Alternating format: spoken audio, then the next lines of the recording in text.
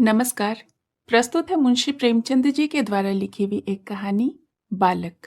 गंगू को लोग ब्राह्मण कहते हैं और वह अपने को ब्राह्मण समझता भी है। मेरे साइस और खिदमतगार मुझे दूर से सलाम करते हैं। गंगू मुझे कभी सलाम नहीं करता। वह शायद मुझसे पालागन की आशा रखता है। मेरा जूठा गिलास कभी हाथ से नहीं छूता और न ही मेरी कभी इतनी हिम्मत हुई कि उससे पंखा झलने को कहूँ।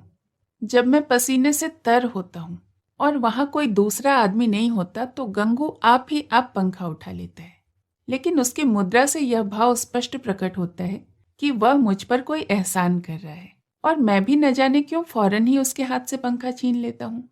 उग्र स्वभाव का मनुष्य है, किसी की बात नहीं सह सकता। ऐसे बहुत कम आदमी होंगे जिनसे उसकी मित्रता हो। सईस और खिदमतगार के साथ बैठना तो शायद वह अपमानजनक समझता है। मैंने उसे कभी किसी से मिलते जुलते नहीं देखा। आश्चर्य यह कि उसे भंग बूटी से भी प्रेम नहीं, जो इस श्रेणी के मनुष्यों में एक असाधारण गुण है। मैंने उसे कभी पूजा पाठ करते या नदी में स्नान करते नहीं देखा। बिल्कुल निरक्षर है, लेकिन फिर भी वह ब्राह्मण है और चाहता है कि दुनिया उसकी प्रतिष्ठा तथा सेवा करे। और क्यों न चाहे, जब पुरखों की पैदा की हुई संपत्ति पर आज भी लोग अधिकार जमाए हुए हैं और उसी शान से मानो खुद पैदा किए हों, तो वह क्यों इस प्रतिष्ठा और सम्मान को त्याग दे जो उसके पुरखों ने संचय किया था। यह तो उसकी बपौती है। मेरा स्वभाव कुछ इस तरह का है कि मैं अपने नौकरों से बहुत कम बोलता हूँ। मैं चाहता हूँ कि जब तक मैं खुद न बुलाऊं मेरे पास कोई आए नहीं। मुझे यह अच्छा नहीं लगता कि जरा सी बातों के लिए नौकरों को आवाज देता फिरूं। मुझे अपने हाथ से सुराही से पानी उड़ेल लेना, अपना लैंप जला लेना, अपने जूते पहन लेना या अलमारी में से कोई किताब निकाल लेना, इससे कहीं ज्यादा सरल मालूम होता है कि मैं हींगन और मैको को पुकारूं। इससे मुझे अपनी स्वेच्छा और आत्मविश्वास का बोध होता है। नौकर भी मेरे स्वभाव से परिचित हो गए हैं और बिना जरूरत के मेरे पास बहुत कम आते हैं। इसीलिए एक दिन जब प्रातः काल गंगू मेरे सामने आकर खड़ा हो गया तो मुझे बहुत बुरा लगा। ये लोग जब आते हैं तो पेशगी हिसाब में कुछ मांगने के लिए या किसी दूसरे नौकर की शिकायत करने के लिए। मुझे ये दोनों ही बातें अत्यंत अप्रिय है। मैं पहली तारीख को हर एक का वेतन चुका देता हूँ और बीच में जब कोई कुछ मांगने आता है तो क्रोध आ जाता है। कौन 2-2 4-4 रुपए का हिसाब रखता फिरे। फिर जब किसी को महीने भर की पूरी मजूरी मिल गई तो उसे क्या हक है कि उसे 15 दिन में खर्च कर दे और ऋण या पेशगी की शरण ले। और शिकायतों से तो मुझे घृणा है। मैं शिकायतों को दुर्बलता का प्रमाण समझता हूँ या ठकुर सुहाती की शुद्र चेष्टा। मैंने माथा सिकोड़ कर कहा, क्या बात है, मैंने तो तुम्हें नहीं बुलाया। गंगू के तीखे अभिमानी मुख पर आज कुछ ऐसी नम्रता, कुछ ऐसी याचना, कुछ ऐसा संकोच था कि मैं चकित हो गया। ऐसा जान पड़ा वह कुछ जवाब देना चाहता है मगर शब्द नहीं मिल रहे हैं। मैंने जरा नम्र होकर कहा, आखिर क्या बात है, कहते क्यों नहीं?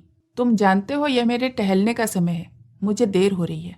गंगू ने निराशा भरे स्वर में कहा, तो आप हवा खाने जाएं, मैं फिर आ जाऊंगा। यह अवस्था और भी चिंताजनक थी। इस जल्दी में तो वह एक क्षण में अपना वृतांत कह सुनाएगा। वह जानता है कि मुझे ज्यादा अवकाश नहीं है। दूसरे अवसर पर तो दुष्ट घंटों रोएगा। मेरे कुछ पढ़ने लिखने को तो शायद वह कुछ काम समझता हो, लेकिन विचार करने को, जो मेरे लिए सबसे कठिन साधना है, वह मेरे विश्राम का समय समझता है। वह उसी वक्त आकर मेरे सिर पर सवार हो जाएगा। मैंने निर्दयता के साथ कहा, क्या कुछ पेशगी मांगने आए हो? मैं पेशगी नहीं देता। जी नहीं सरकार, मैंने तो कभी पेशगी नहीं मांगा। तो क्या किसी की शिकायत करना चाहते हो? मुझे शिकायतों से घृणा है। जी नहीं सरकार, मैंने तो कभी किसी की शिकायत नहीं की। गंगू ने अपना दिल मजबूत किया। उसकी आकृति से स्पष्ट झलक रहा था मानो वह कोई छलांग मारने के लिए अपनी सारी शक्तियों को एकत्र कर रहा हो, और लड़खड़ाती हुई आवाज में बोला, आप मुझे छुट्टी दे दें, मैं आपकी नौकरी अब न कर सकूंगा। यह इस तरह का पहला प्रस्ताव था जो मेरे कानों में पड़ा। मेरे आत्माभिमान को चोट लगी। मैं जब अपने को मनुष्यता का पुतला समझता हूँ, अपने नौकरों को कभी कटु वचन नहीं कहता, अपने स्वामित्व को यथासाध्य मान्य रखने की चेष्टा करता हूँ, तब मैं इस प्रस्ताव पर क्यों न विस्मित हो जाता। कठोर स्वर में बोला, क्यों, क्या शिकायत है? आपने तो हुजूर जैसा स्वभाव पाया है वैसा क्या कोई पाएगा, लेकिन बात ऐसी आ पड़ी है कि मैं आपके यहाँ नहीं रह सकता। ऐसा न हो कि पीछे से कोई बात हो जाए तो आपकी बदनामी हो। मैं नहीं चाहता कि मेरी वजह से आपकी आबरू में बट्टा लगे। मेरे दिल में उलझन पैदा हुई। जिज्ञासा की अग्नि प्रचंड हो गई। आत्मसमर्पण के भाव से बारामदे में पड़ी हुई कुर्सी पर बैठकर बोला, तुम तो पहेलियां बुझवा रहे हो, साफ साफ क्यों नहीं कहते, क्या मामला है? गंगू ने बड़ी नम्रता से कहा, बात यह है कि वह स्त्री जो अभी अभी विधवा आश्रम से निकाल दी गई है, वह गोमती देवी। वह चुप हो गया। मैंने अधीर होकर कहा, हाँ, निकाल दी गई है तो फिर तुम्हारी नौकरी से उससे क्या संबंध? गंगू ने जैसे अपने सिर का भारी बोझ जमीन पर पटक दिया। मैं उसे ब्याह करना चाहता हूँ बाबूजी। मैं विस्मय से उसका मुंह ताकने लगा। यह पुराने विचारों का पोंगा ब्राह्मण, जिसे नई सभ्यता की हवा तक न लगी, उस उल्टा से विवाह करने जा रहा है जिसे कोई भला आदमी अपने घर में कदम भी न रखने देगा। गोमती ने मोहल्ले के शांत वातावरण में थोड़ी हलचल पैदा कर दी थी। कई साल पहले वह विधवाश्रम में आई थी। 3 बार आश्रम के कर्मचारियों ने उसका विवाह करा दिया था, पर हर बार महीने 15 दिन के बाद भाग आई थी।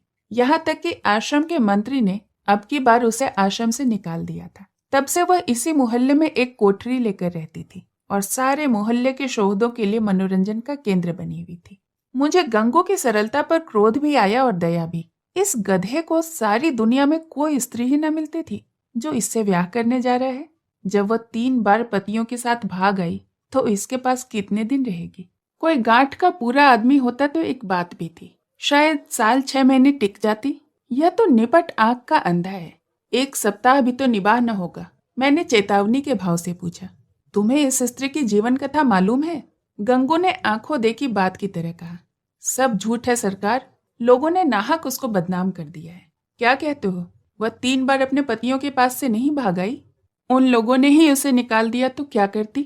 कैसे बुद्धू आदमी हो, कोई इतनी दूर से आकर विवाह करके ले जाता है, हजारों रुपए खर्च करता है, इसीलिए कि औरत को निकाल दे। गंगू ने भावुकता के साथ कहा, जहां प्रेम नहीं हुजूर, वहां कोई स्त्री नहीं रह सकती। स्त्री केवल रोटी कपड़ा ही नहीं चाहती, कुछ प्रेम भी तो चाहती है। वे लोग समझते होंगे कि हमने एक विधवा से विवाह करके उसके ऊपर कोई बहुत बड़ा एहसान कर दिया है। चाहते होंगे कि तन मन से वह उनकी हो जाए, लेकिन दूसरे को अपना बनाने के लिए पहले आप उसका बन जाना पड़ता है हुजूर, यही बात है। फिर उसे एक बीमारी भी है, उसे कोई भूत लगा हुआ है। वह कभी कभी बकझक करने लगती है और बेहोश हो जाती है। और तुम ऐसी स्त्री से विवाह करोगे? मैंने संदिग्ध भाव से सिर हिलाकर कहा कि समझ लो जीवन कड़वा हो जाएगा। गंगू ने शहीदों के से आवेश से कहा, मैं तो समझता हूँ मेरी जिंदगी बन जाएगी बाबूजी, आगे भगवान की मर्जी।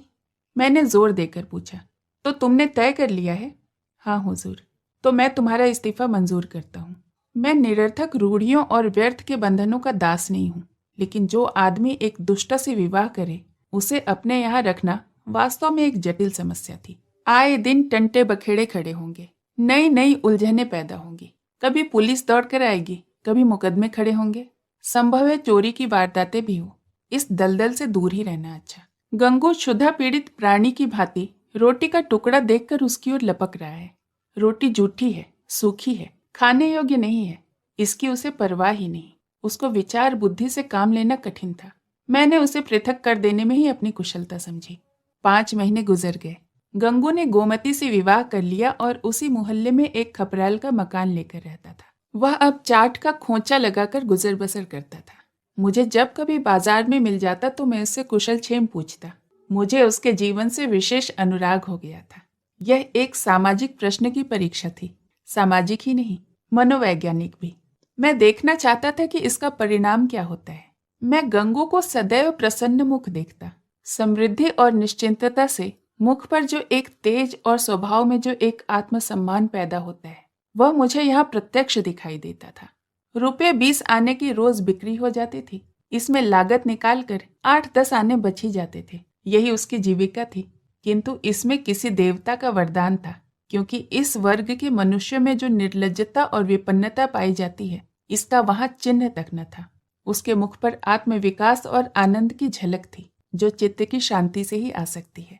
एक दिन मैंने सुना कि गोमती गंगू के घर से भाग गई है। कह नहीं सकता क्यों, मुझे इस खबर से एक विचित्र आनंद प्राप्त हुआ। मुझे गंगू के संतुष्ट और सुखी जीवन पर एक प्रकार की ईर्ष्या होती थी। मैं उसके विषय में किसी अनिष्ट की, किसी घातक अनर्थ की, किसी लज्जाप्रद घटना की प्रतीक्षा करता था। इस खबर से ईर्ष्या को सांत्वना मिली। आखिर वही बात हुई जिसका मुझे विश्वास था। आखिर बच्चे को अपनी अदूरदर्शिता का दंड भोगना ही पड़ा। अब देखें बच्चा कैसे मुंह दिखाते हैं। अब आंखें खुलेंगी और मालूम होगा कि जो लोग उन्हें इस विवाह करने से रोक रहे थे वह उनके कैसे शुभचिंतक थे। उस वक्त तो ऐसा मालूम होता था मानो आपको कोई दुर्लभ पदार्थ मिल जाता हो, मानो मुक्ति का द्वार खुल गया हो। लोगों ने कितना कहा कि यह स्त्री विश्वास के योग्य नहीं है, कितनों को दगा दे चुकी है, तुम्हारे साथ भी दगा ही करेगी, लेकिन इनकी कानों पर जूं तक न रेंगी। अब मिले तो जरा पूछो इनका मिजाज। कहूँ क्यों महाराज, देवी जी का यह वरदान पाकर प्रसन्न हुए या नहीं?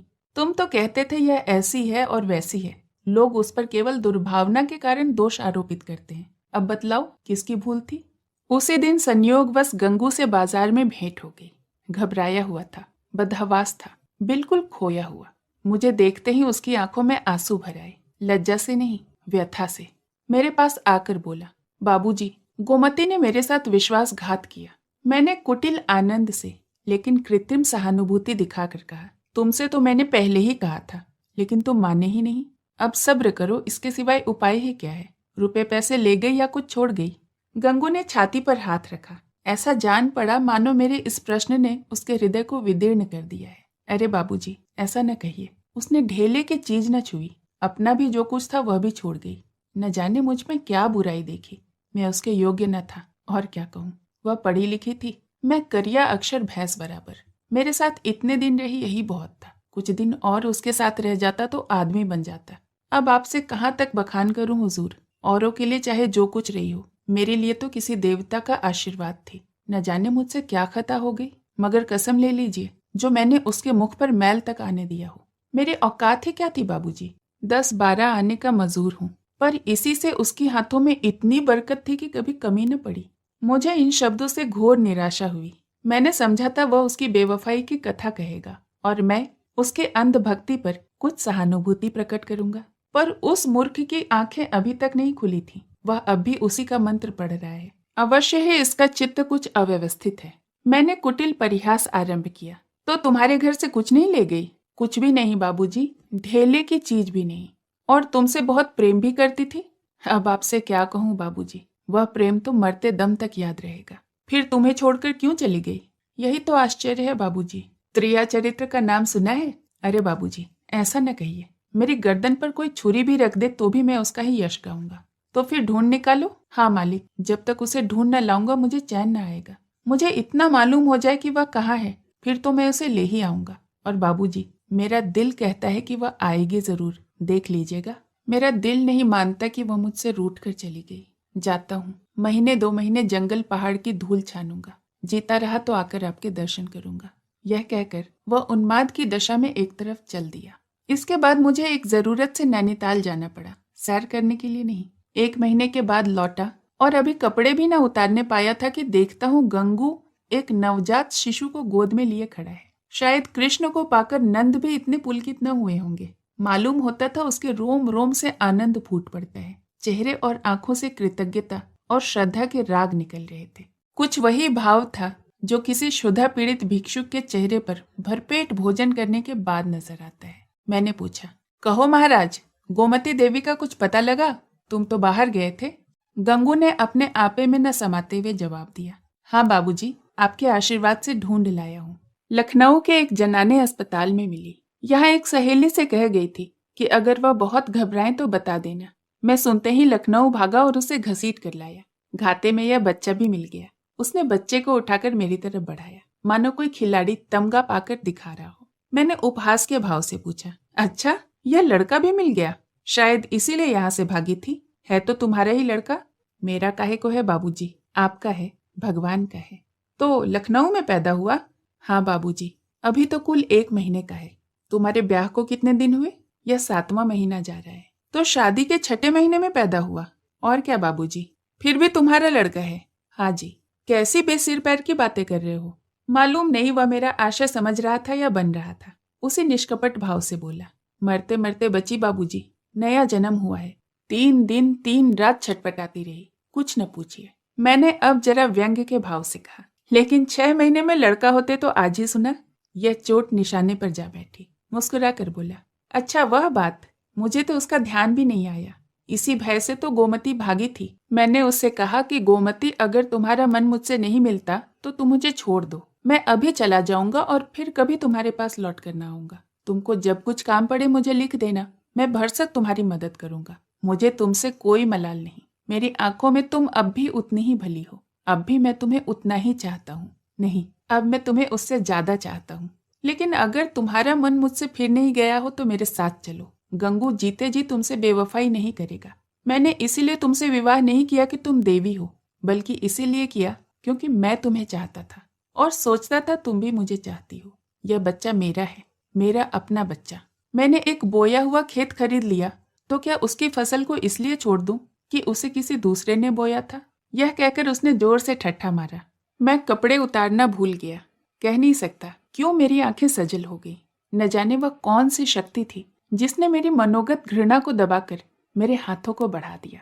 मैंने उस निष्कलंक बालक को गोद में ले लिया और इतने प्यार से उसका चुम्बन लिया कि शायद अपने बच्चों का भी न लिया होगा। गंगू बोला, बाबूजी आप बड़े सज्जन हैं। मैं गोमती से बार बार आपका बखान करता हूँ, कहता हूँ चल एक बार उनके दर्शन करा, लेकिन मारे लाज के आती ही नहीं। मैं और सज्जन, अपनी सज्जनता का पर्दा आज मेरी आंखों से हटा। मैंने भक्ति से डूबे हुए स्वर में कहा, नहीं जी, मेरे जैसे कलुषित मनुष्य के पास वह क्या आएगी। चलो मैं उनके दर्शन करने चलता हूँ। तुम मुझे सज्जन समझते हो, मैं ऊपर से सज्जन हूँ पर दिल का कमीना हूँ। असली सज्जनता तो तुम में है और यह बालक वह फूल है जिससे तुम्हारी सज्जनता की महक निकल रही है। मैं बालक को छाती से लगाए हुए गंगू के साथ चला। कहानी सुनने के लिए बहुत बहुत धन्यवाद।